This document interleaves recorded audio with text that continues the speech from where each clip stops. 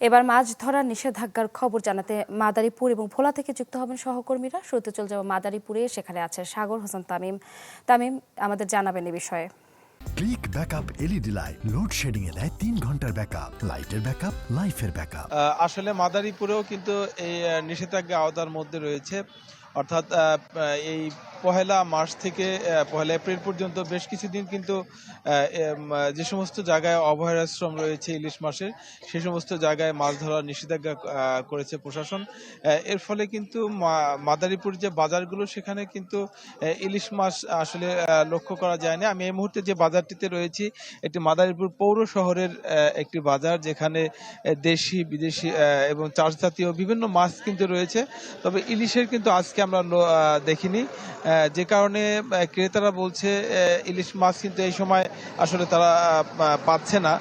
অন্যান্য সময়ও কিন্তু ইলিশের কিছুটা আকাল আমরা লক্ষ্য করেছি। তবে আসলে মাছের যে বিষয়টি রয়েছে, সেটি হচ্ছে যে দেশি মাছের চাহিদা কিন্তু খুব বেশি রয়েছে, যেগুলো আসলে এই রমজানের শুরু থেকে এখন চাহিদা থাকলেও সরবরাহ কম থাকায় দাম কিন্তু অনেকটা বেশি বৃদ্ধি পেয়েছে।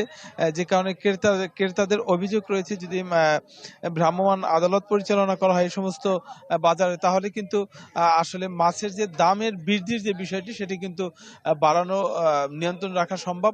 তবে এই মাছের বাজারগুলোতে কিন্তু খুব বেশি ভোক্তা অধিকার সংরক্ষণ থেকে ভ্রাম্যমাণ আদালত পরিচালনা করা হয় না, যার ফলে কিন্তু এই দামের যে কারসাজি, সেটি আমরা লক্ষ্য করছি। তবে মাদারীপুর যে পদ্মা আড়িয়াল খাঁ নদীতে এখনো কিন্তু তারা অভিযান করেনি, আগামীতে তারা অভিযানের চেষ্টা করছে। তো এই ছিল আমার কাছে ইফতিতা। ধন্যবাদ আপনাকে। দর্শক, এবার ভোলা থেকে যুক্ত হচ্ছেন এইচ.এম. জাকির।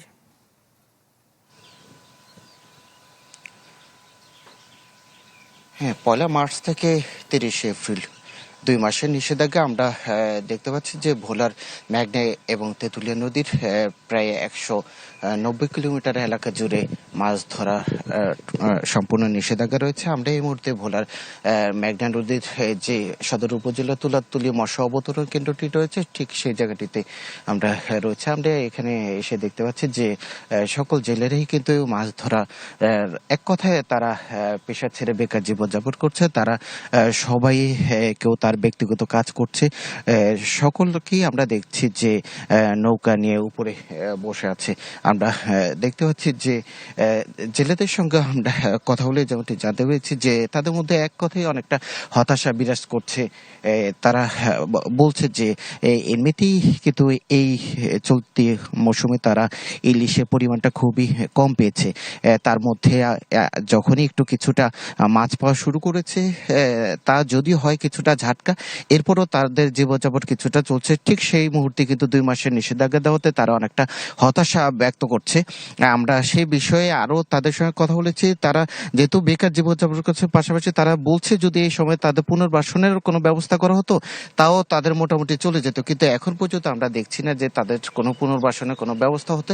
আমরা বিষয়টি নিয়ে জেলা মৎস্য বিভাগের সাথে কথা বলেছি। তারা বলছে যে খুব শীঘ্রই জেলেদের পুনর্বাসনের জন্য চাল সহ বিভিন্ন প্রণোদনা তাদের মাঝে চলে আসবে। হয়তোবা সেটি নিয়ে তারা হয়তো অনেকটা তাদের যে অর্ধাহারে অনাহারে জীবনযাপনের বিষয়টি থেকে কিছুটা পরিত্রাণ পাবে। ধন্যবাদ আপনাকে। দর্শক, মাছ ধরার নিষেধাজ্ঞা নিয়ে জানছিলাম আমরা মাদারীপুর এবং ভোলা থেকে।